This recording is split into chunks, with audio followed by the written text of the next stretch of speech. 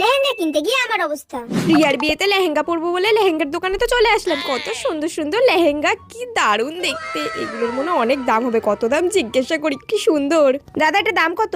5,000 টাকা দিদি। ওরে বাপরে, এত দাম রেখে দি। বাবা কি ভারী, এত ভারী ভারী লেহেঙ্গা মানুষ পরে কি করে? ওটার দাম যদি 5,000 টাকা হয়, এটা তো মনে হয় 10-15 হাজার টাকার দাম হবে। ধুর ব্যাং, ভাল লাগে না। ওয়াও, ড্রেসটা কি সুন্দর, আমাকে তো পুরো পরীর মতো লাগছে। এই ড্রেসটা তো কিনতে পারবো না, কয়েকটা ভালো ভালো সেলফি তুলে নিই। এটার মনে হয় অনেক দাম হবে। এর দিয়ে ভালো একটা সেলফি তুলে পোস্ট করে দিই, লিখে দেবো যে এটা আমি কিনেছি। রিয়া এটা তোর পছন্দ হয়ে গেল? হ্যাঁ, এটা তো আমার খুব পছন্দ হয়েছে। দাম কেমন রে? 1,000-2,000 টাকা বল। এটা 5-6 হাজার টাকা দাম রে। 5-6 হাজার?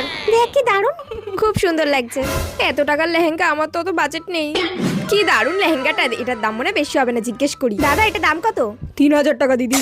দূর চাতা, 500-600-র মধ্যে কোনো লেহেঙ্গাই নেই। যেটাই পছন্দ হচ্ছে সেটাই এত এত দাম বলছে। দরকার নেই লেহেঙ্গার পরে, এর দিয়ে ভালো আমি শাড়ি পরে নেবো।